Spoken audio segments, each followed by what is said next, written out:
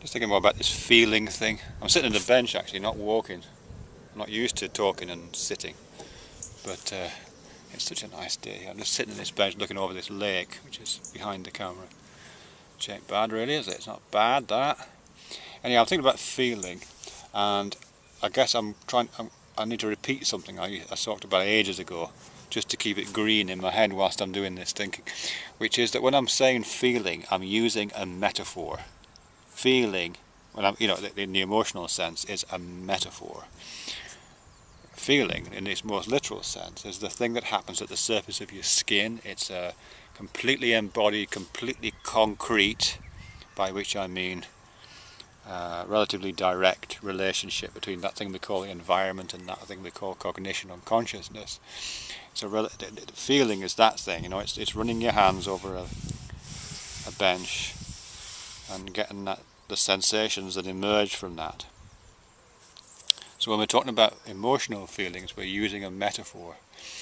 So let me just see if I can flesh that out a wee bit. Feeling is different from emotion, and here I'm borrowing from Antonio Damasio, but also from William James. Emotion is the body's responses. It's usually a scripted, programmed set of responses that the body makes to particular circumstances. Something large and frightening looms into your area of vision. Your body adopts a certain kind of program in response to that.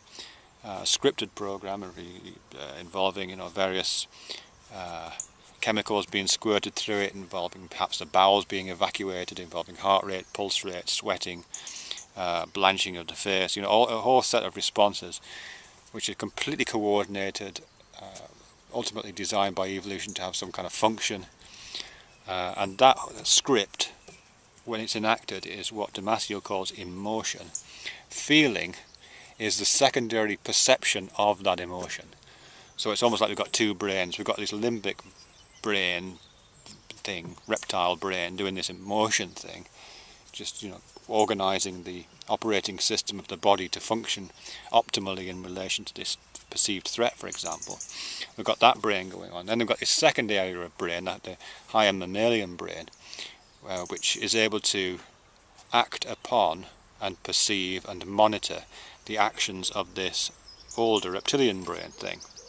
So in a sense, it's almost like the brain, the top brain, this part of your brain here, is I was going to say looking at, but it's not, is it?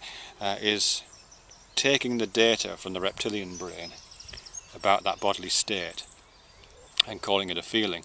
But this feeling thing, that's why I mean it's a metaphor.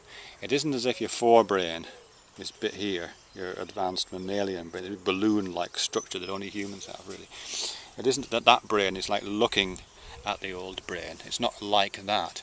It's like this brain here is running imaginary metaphorical fingers over it, over that feeling structure, over that script. It's almost as if that script's written in braille, and the new brain is running its hands over it and is feeling the texture and the resilience and the substantive quality of that complex feelings, emotional state.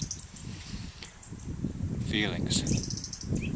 I think why that's a significant metaphor is the same reason that it's because it's kind of inheriting the significance that the sensory sense of feeling has in concrete terms.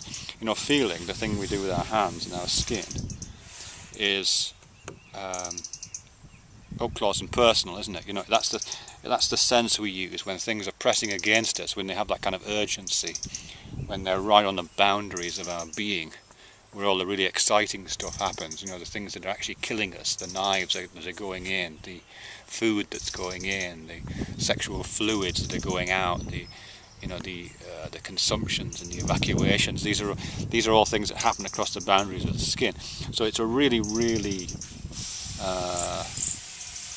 salient sense in that it's right, as I say, right up close to where you live. Really, it's a boundary sense, and I think when we talk about this feeling in an emotional sense, I think we're borrowing that whole set of significances.